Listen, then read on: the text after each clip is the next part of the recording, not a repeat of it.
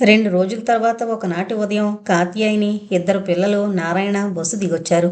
వాళ్ళు ముఖాలు కడగడం, స్నానాలు, కాఫీలయ్యేదాకా ఆగి వసారాలో నులక మంచం మీద కూర్చుని చుట్టంటించి తాపీగా మొదలెట్టాడు కనకాచలం నారాయణతో కబుర్లు. ఏంటో పాపం మా బావ, అదేనోయ్ మీ మామగారు సంసారాన్ని నడిమధ్యలో వదిలి వెళ్ళిపోయాడు. నువ్వంటే బుద్ధిమంతుడు గనుక మా కాత్యాని తక్కువ కట్నానికే పెళ్లి చేసుకున్నావు. అందరూ నీలాగా ఉంటారటోయ్. ఇప్పుడు శివకామినికి పెళ్లి చేయాలంటే ఎంత కష్టం. అయినా చెయ్యాలి కదూ. స్వంత మేనమామని కదా నేను పూనుకొని ఈ బాధ్యత పైన వేసుకోవాలి మరి. అర్ధోక్తిలో ఆగి చుట్ట నోట్లో పెట్టుకున్నాడు. నారాయణ అతి వినయంగా తల ఊపాడు. కాదటండి మరి, తండ్రి వంటి వారు మీరుండబట్టే అత్తగారు వాళ్ళు ఇక్కడ మనశ్శాంతిగా ఉంటున్నారు. చుట్ట తీసి పొగ వదిలి, రక్త సంబంధం కదటయ్యా నా చెల్లి, దాని సంసారం యొక్క బాగోగులు చూడొద్దు అనేసి మళ్ళీ చుట్ట నోట్లో పెట్టుకున్నాడు.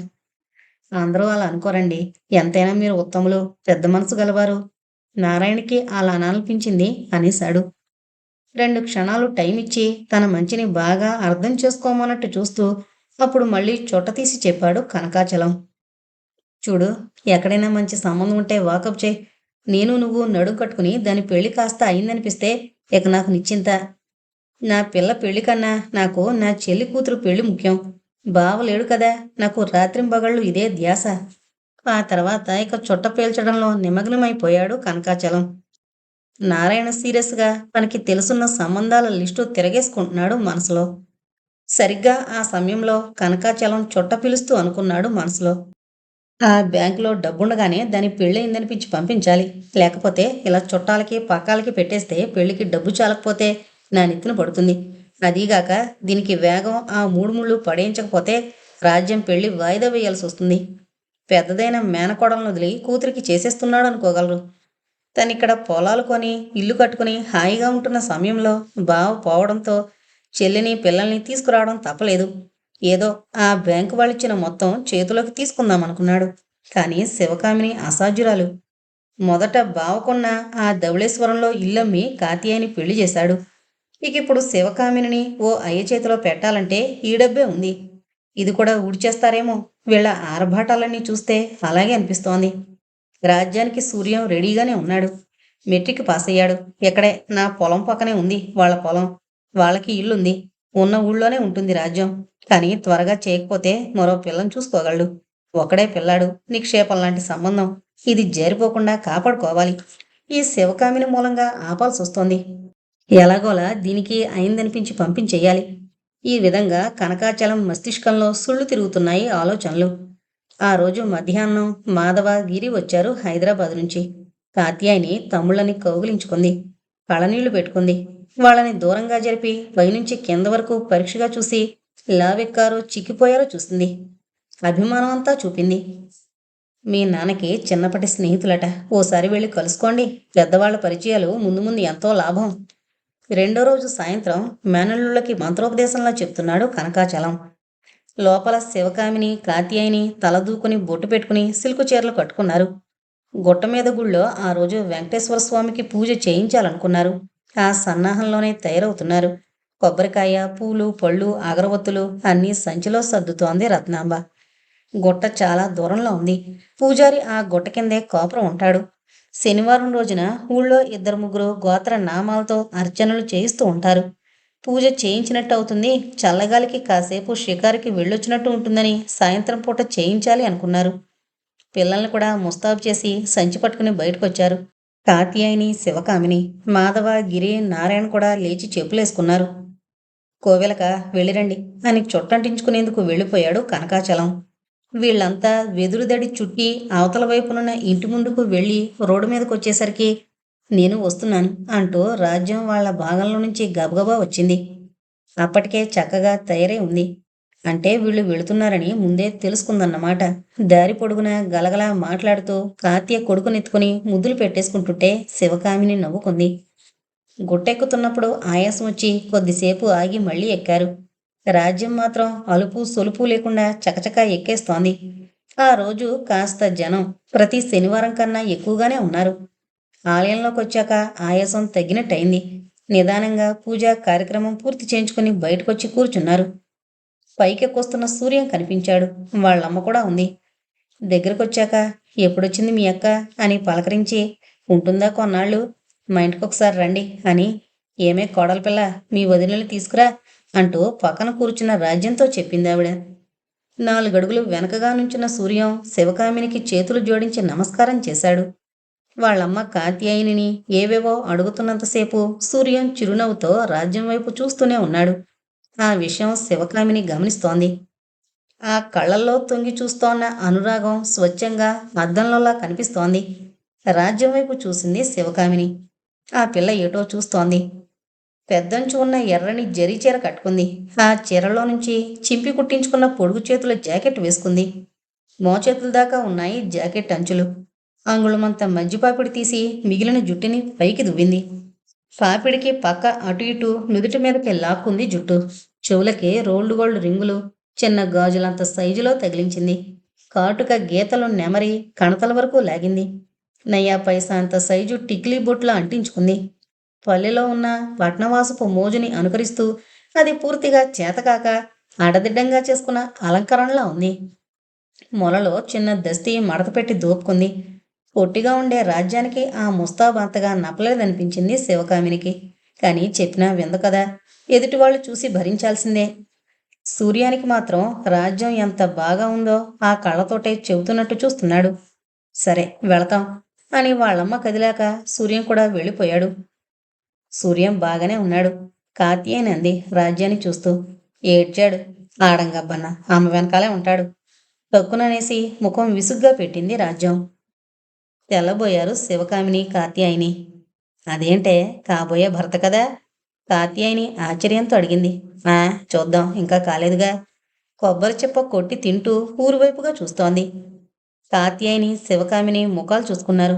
ఇదేం పిల్ల అన్నట్టు చిన్నగా నవ్వుకున్నారు. నారాయణ, మాధవ, గిరి పిల్లలు దూరంగా కూర్చుని కబుర్లు చెప్పుకుంటున్నారు. పూజలైన వాళ్ళు కొందరు దిగి వెళ్ళిపోతున్నారు. చీకటి పడితే మళ్ళీ కష్టమని లేచి దిగడం మొదలుపెట్టారు. ఎక్కేటప్పుడు అలుపుగాని దిగేటప్పుడు గబగబా దిగేశారు.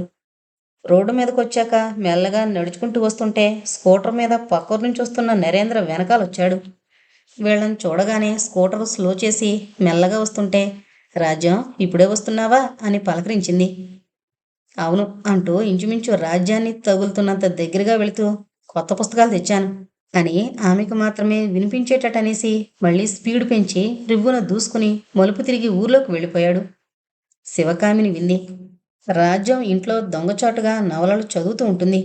ఓసారి తను చూసి ఇదెక్కడదే రాజ్యం అని అడిగితే సూర్యం వాళ్ళ ఇంట్లో ఉంటే తెచ్చుకున్నా, చ ఏం బాగలేదు అంది. ఇదన్నమాట అసలు సంగతి. ఇంటికొచ్చేశాక రాజ్యం వాళ్ళ ఇంట్లోకి వెళ్ళిపోయింది. 4 రోజులుండి మాధవ, గిరి హైదరాబాదుకు వెళ్ళిపోయారు. వెళ్లే ముందు శివకామిని చెప్పింది. మీరు మామయ్య చెప్పినట్టుగా ఆ భుజంగరావు గారింటికి వెళ్ళకండి. ఆయన చాలా మంచివారు, యోగ్యులు, నాన్నకి స్నేహితులు. మనం ఆ స్నేహాన్ని కాపాడుకోవాలంటే జాగ్రత్తగా ఉండాలి. గొప్పవాళ్ళకెప్పుడు దూరంగా ఉండాలి. గుట్ట మీద దేవుణ్ణి ఎలా పవిత్రంగా చూస్తామో గొప్పవాళ్ల స్నేహాన్ని కూడా అలాగే గౌరవించాలి. పోకలాడుతున్నట్టు వాళ్ళ నుంచి ఏదో పొందాలనే ప్రలోభానికి లొంగిపోకండి. మాకు తెలీదక్క, అసలు మాకు టైమే దొరకదు అన్నాడు మాధవ. వాళ్ళు వెళ్ళగానే సగం సందడి తగ్గిపోయింది.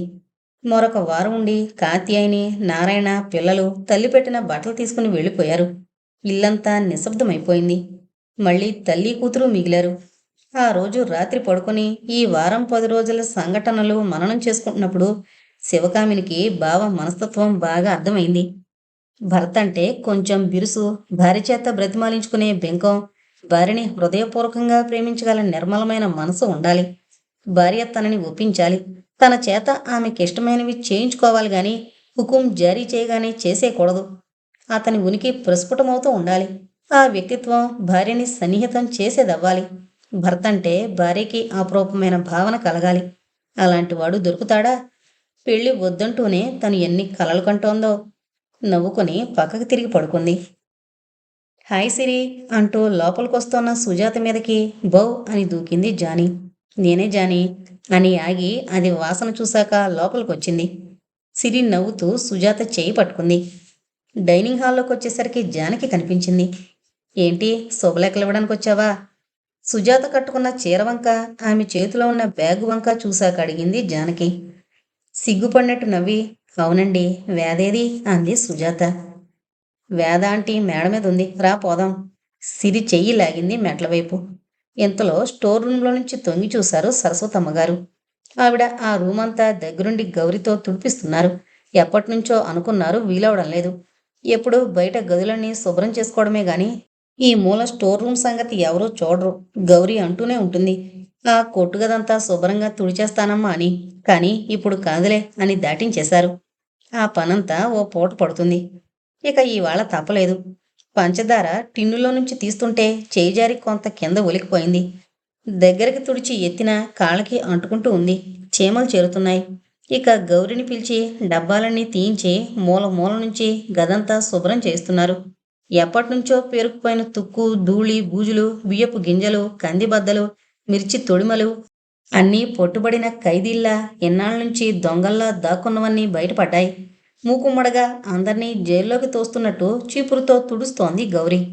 సరస్వతమ్మ గారితో పాటు గౌరి కూడా బయటికి తొంగి చూసి, ఏటి, పెళ్ళికూతురుగారే పిలిచేసుకుంటున్నారా అని విడ్డూరపడింది. జానకి దానివైపు నోరు మూసుకుని నీ పని చూసుకో అనే అర్థంతో ఓ చూపు విసిరింది. తనకి బాత్రూంలు కడిగించడం, స్టోర్ రూంలు తుడిపించడం, బూజులు దులిపించడం ఇవన్నీ బోరు, అసహ్యం. బీరువా లాకర్ సరిగ్గా ఉందో లేదో, పట్టుచీర డ్రై వాష్ నుంచి తిరిగొచ్చిందా లేదా, రవ్వల దుద్దులు మెరుస్తున్నాయా లేదా అన్న విషయాలే ఆవిడకిష్టం, ఇంట్రెస్టు. తనకి అసహ్యమైన పనులు చేస్తున్న వాళ్ళనైనా అసహనంగానే చూస్తుంది. గౌరంటే ఎప్పుడూ చిరాకే జానకికి. తను ఉండవలసిన హద్దుల్లో, అంటే పని మనిషిగా మాత్రమే ఉండక అన్నింట్లోనూ కలగజేసుకుంటుంది. గౌరీ అలా ఇల్లంతా తిరుగుతూ కలివిడిగా ఉంటే గాలికి చెత్తంతా ఎగిరి శుభ్రంగా ఉన్న ఇంట్లో పడి కంగాళి చేస్తున్నట్టుంటుంది జానకికి. బ్యాగులో నుంచి శుభలేఖల కట్ట తీసింది సుజాత. సిరి ఎప్పుడు సుజాత చెయ్యి వదిలి వెళ్ళిందో మేడ మీద నుంచి వేదని తీసుకొస్తోంది. మెట్ల మీద వేద, సిరి గబగబా వస్తూ కనిపించారు. ఏంటే, పెళ్ళికి నన్ను పిలవ్వా? మా అమ్మ దగ్గరే ఉండిపోయావేమిటి? మరే, నిన్ను పిలవాలా? అసలు నా తరపున మన ఫ్రెండ్స్ అందరినీ నువ్వు పిలుస్తావు అనుకున్నాను. కానీ నువ్వెక్కడ పిలుస్తావు? ఇంట్లో నుంచే కదలవు. ఇంకా నీ పెళ్ళంటే గదిలో తలుపేసుకుని కూర్చుంటావా ఏంటో? గలగలా మాట్లాడేస్తూ కవర్ల నుంచి భుజంగరావు గారి పేరున్న కవర్ తీసి యువతలకు లాగి మరో కవర్ కూడా తీసింది. దాని మీద మిస్ వేద బిఏ అనుంది. ఆ 2 కవర్లు అక్కడ డైనింగ్ టేబుల్ మీద పెట్టి బ్యాగులో నుంచి కుంకుమ భరిణి తీసింది. అది వేదకు అందించి, తీసుకో, మీ అమ్మగారికి వదినికి పెట్టు. ఏంటే, తెలియడం లేదు, అన్నీ చెప్పాలా? నా వైపున నువ్వు పిలువు అని నవ్వింది. వెంటనే వేద వాళ్ళమ్మకి బొట్టు పెట్టి, మా సుజాత పెళ్ళి, తప్పకరండి అని నాన్నగారి పేరున్న కవర్ అందించింది. వదినకు కూడా బొట్టు పెట్టి, మా సుజాత పెళ్ళికి మనం తప్పకుండా వెళదాం వదినా అంది. అదేంటి, నిన్నెక్కడ పిలిచాను? మీ వదినను రమ్మనంతే. తెల్లబోయింది వేద. మొద్దు, నేను చెప్పినట్టు చెయ్యి కసిరింది. వెంటనే వేద, మా సుజాత పెళ్ళికి తప్పకుండా రావాలి వదినా అంది పాఠం అప్పచెప్పినట్టు. సిరికిపెట్టు. అలాగే చేసింది వేద. ఇప్పుడు ఆ గౌరమ్మ ముఖాను కూడా బొట్టు పెట్టు. చీపురు పట్టుకుని స్టోర్ రూమ్ గడపలో చోద్యం చూస్తున్నట్టుగా నిలబడిపోయిన గౌరీ గబాలన చీపురు కింద పడేసి ముందు గదిలొచ్చింది. వేద దానికి కూడా బొట్టు పెట్టి మళ్ళీ అలాగే పిలిచింది. ఇప్పుడు తెలిసిందే గౌరీ, నా పెళ్లికి మా వేద పిలుస్తోంది, నేనేమీ పిలుచుకోవడం లేదు అని నాలుక గమ్మత్తుగా ఆడించి నవ్వింది. గౌరీ తెలిసింది అన్నట్టు నవ్వు ముఖంతో చూసింది. అప్పటికి సరస్వతమ్మ గారు తెపరిల్లుకుని ముందుకొచ్చి వేద చేతిలో కుంకుమరినందుకొని ముఖాన బొట్టు పెట్టి, తప్పకుండా వస్తానమ్మా, కూర్చో, కాఫీ తాగు అన్నారు. అప్పుడు ఆ 2వ కవర్ తీసుకుని దాన్ని ఓసారి మురిపెంగా చూసి, ఈ కవరు తమకి మేడ మీదకెళ్ళి ప్రత్యేక గౌరవంతో అందిస్తాను. అప్పుడు నువ్వు పెళ్ళికి ఒక రోజు ముందుగానే వచ్చి నాకు సహాయ సహకారాలు అందించాలి. అంతేకాని మీ వదినతో వెళదామంటావా అని వెక్కిరించినట్టు అంది. నువ్వు అందరితో పాటు వస్తే ఇంకా మన స్నేహం ఏమిటి? పిన్నిగారు, వేదన ఒక రోజు ముందుగా పంపాలి, ప్లీజ్. ఈసారికి నా మాట మన్నించాలి అంటూ సరస్వతమ్మ గారి వైపు చూసి ప్రాధేయపడుతున్నట్టుగా అడిగింది. అలాగేలే, ముందు కూర్చో, కాఫీ తెస్తాను. తర్వాత మీ స్నేహితురాళ్ళు మేడ మీదకి వెళ్ళొచ్చు. డైనింగ్ టేబుల్ దగ్గర వేద, సిరి, సుజాత కూర్చున్నారు. జానకి అక్కడే నిలబడి పెళ్లి కార్డు తీసి చూస్తోంది. గౌరీ మళ్ళీ చీపురు అందుకొని పని చూసుకుంటోంది. సుజాత, రాజేష్ బాగానే కలిసాయి పేర్లు. శుభలేఖ చూశాక కామెంట్ చేసింది జానకి. థ్యాంక్స్ నవ్వింది సుజాత. జానకి తనొక కుర్చీలో కూర్చుంటూ, ఈ చీర పెళ్ళికి కొందా అని అడిగింది. ఇప్పటి వరకు ఆవిడ దృష్టంతా ఆ చీర మీదే ఉంది. సిమెంట్ కలర్ బెనారస్ పట్టు చీరది. దాని మీద వెండి జరీతో పూలగుత్తులు అక్కడక్కడ పరిచినట్టున్నాయి. కింద బోర్డర్ ఏమీ లేదు. లేటెస్ట్ మోడల్ చీర. అదే కలర్ జాకెట్తో సుజాత పెళ్లికూతురులా ఉంది. ఈ చీర రాజేష్ కొన్నారొదినా. ఆయన బాంబే నుంచి వచ్చి సుజాతని తీసుకెళ్లి 4 పట్టు చీరలు ఇంకా చాలా కొన్నారులే. ఈ చీర ప్రదానం కోసం ఇచ్చి వెళ్లారు. నేనప్పుడే చూశాను అంది వేద. జానకి విభ్రమంగా చూసింది. ఇంత ఖరీదైన చీర కాక మరో 3 కొన్నాడా? కట్నం కూడా తీసుకోలేదని చెప్పింది. ఇదేం వెర్రి? ఆ పిల్లాడు చేసేది బ్యాంకులోనే కదా. అయితే అతనికి ఏదైనా లోపముందేమో. అందుకే ఇన్ని డాంబిగాలు చేసి కప్పి పెట్టుకుంటున్నట్టున్నాడు. ఎలా ఉన్నాడు పెళ్ళికొడుకు? వేదన అడిగింది. అతనా అని సుజాత వైపు కొంటిగా చూసి దీనికన్నా అతనే బాగుంటాడు అని నవ్వింది. జానకి మరీ విభ్రాంతిగా కూర్చుండిపోయింది. డబ్బు అందం కూడా ఉంటే సుజాత లాంటి సామాన్యురాల్ని చేసుకోవడం నిజంగా ఆశ్చర్యంగానే ఉంది. మణి అయ్యర్ కాఫీ కప్పులు ట్రేలో తెచ్చి వేదకి సుజాతకి అందించాడు. సరస్వతమ్మ గారు కూడా అక్కడే కూర్చుని విశేషాలు తెలుసుకుంటున్నారు. స్టోర్ రూమ్ శుభ్రం చేసి చేతులు కడుక్కునొచ్చింది గౌరీ. పెళ్లి కబుర్లు ఆసక్తిగా అక్కడ నిలబడి వింటోంది. ఇంతలో దేవినాథ్ వచ్చాడు. మలక్పేటలో ఉన్న చార్టెడ్ అకౌంటెంట్ దగ్గర కోచింగ్కి వెళుతున్నాడు. డైనింగ్ హాల్లోకి రాగానే సుజాత కనిపించింది. ఆమెని ఆ అలంకరణలో చూడగానే ఒక క్షణం నమ్మలేనట్లు సంభ్రమంగా చూసి ఆమె చూపులు తన వైపు తిప్పగానే చప్పున ముఖం తిప్పుకుని మెట్ల వైపు వెళ్లబోయాడు. బాబాయ్, సుజాత ఆంటీకి పెళ్ళట. చెంగున కుర్చీలో నుండి దూకి పరిగెత్తుకొచ్చింది సిరి. కుంకుమ బొట్టు చూపించి నన్ను కూడా పిలిచింది అంది మళ్ళీ. సరే సరే అంటూ ముఖం వైపు చూశాడు. ఆ బొట్టు, బాబ్డ్ హెడ్, స్లీవ్లెస్ ఫ్రాకు చూసేసరికి నవ్వొచ్చి ఆపుకుంటూ చకచక మెట్లెక్కి మేడ మీదకి వెళ్ళిపోయాడు. తన గదిలోకి వచ్చాక బుక్స్ టేబుల్ మీద పడేసి మంచం మీద కూర్చున్నాడు అలసటగా. సుజాత ఇప్పుడు బాగానే ఉంది. పెళ్ళనగానే అందం వస్తుందా? కానీ ఎప్పుడూ పెళ్లి ముస్తాబు చేసుకోలేరు కదా. కానీ సుజాత చాలా సంతోషంగా ఉందేమో. అందుకే ఆ అందం కనిపిస్తోందా? ఆ రాజేష్ని గురించి వేద చెప్పింది కదా. అతనికి సుజాత అంటే చాలా ఇష్టమంట. పోనీలే పాపం, మంచివాడు దొరికితే సుఖపడుతుంది. అసలు సుజాతకి దేవినాథ్ మీద ఎక్కడో అంతర్గతంగా అనురాగం దాగుండేది. ఎప్పుడు వేద వాళ్ళింటికొచ్చినా దేవి కోసం వెతికేది చూపులతో. అతను కనిపించినప్పుడు చెప్పలేని మూగ భాషను వ్యక్తం చేసేది. 1-2 సార్లు వేదకి తన మనోభిప్రాయం వెల్లడి చేయబోయింది. కానీ అతనికి ఇష్టం ఉందో లేదో అని సంశయించింది. కానీ వేద గ్రహించి వాళ్ళన్నకి సూచనప్రాయంగా సుజాత మీదున్న అభిప్రాయం అడిగేది. దేవికి సుజాత మీద అభిమానం ఉంది గాని అనురాగం లేదు.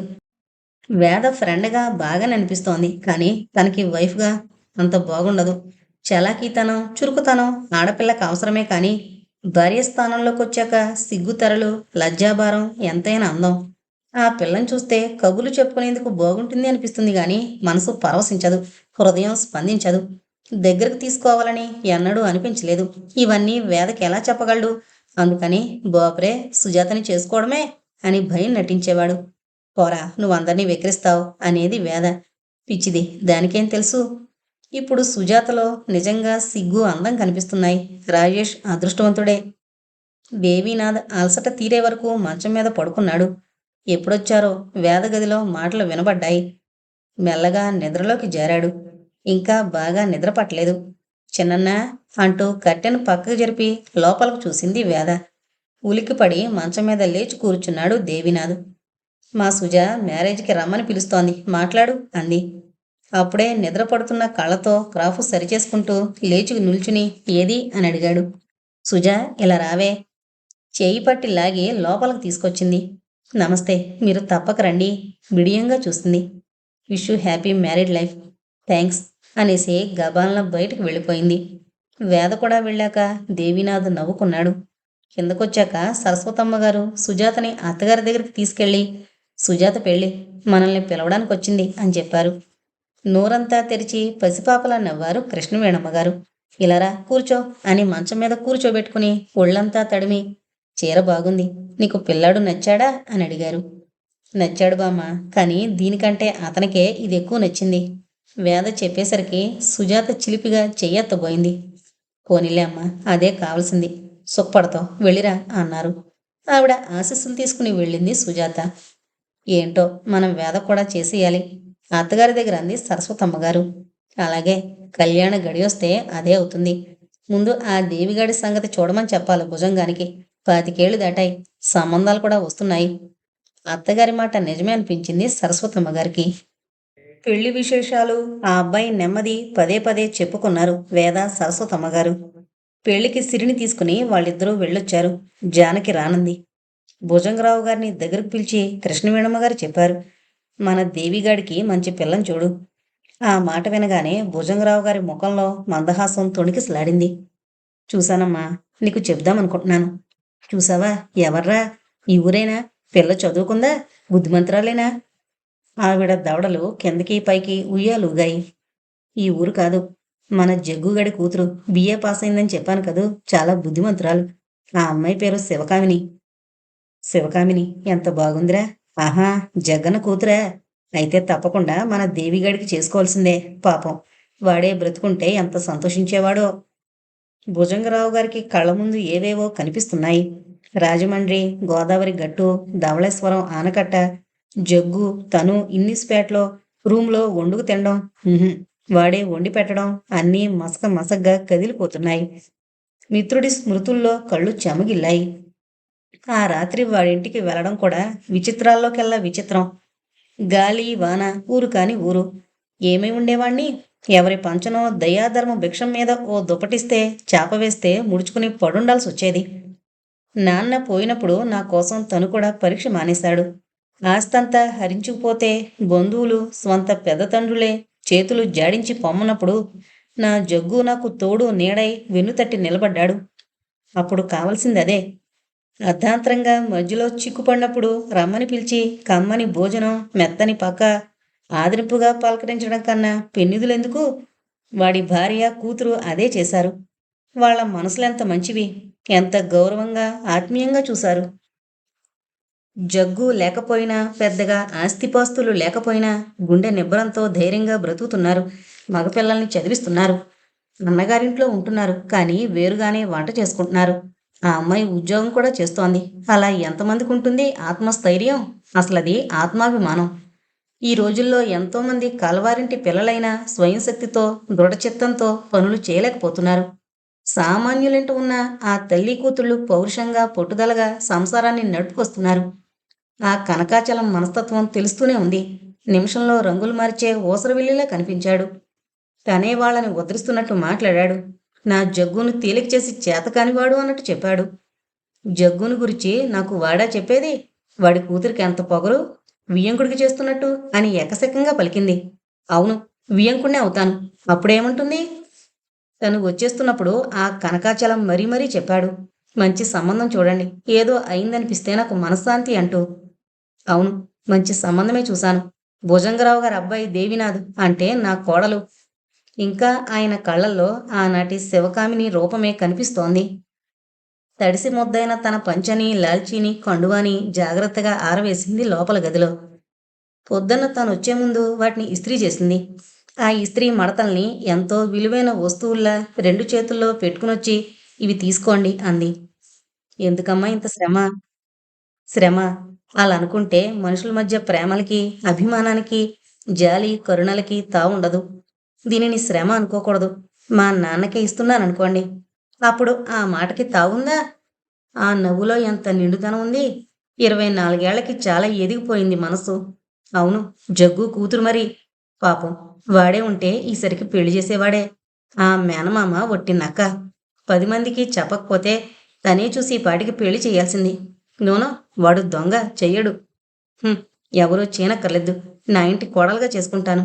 జగ్గు, నీ కూతురు పెళ్లి నేను జరిపించి ఈ ఇంటికి తీసుకునొస్తాను. తిరుగులేని స్థిర నిశ్చయంలా కుర్చీ చేతుల మీద గట్టిగా తట్టి గంభీరంగా పలికారు. ఏ అమ్మా, నా నిర్ణయం సరైందేనా? అయ్యో, దానికేం, నిక్షేపంలా ఉంది. నిజంగానే నిక్షేపం చేతికొచ్చినంత సంతోషంగా, సంతృప్తిగా గాలి పీల్చుకుని లేచారు.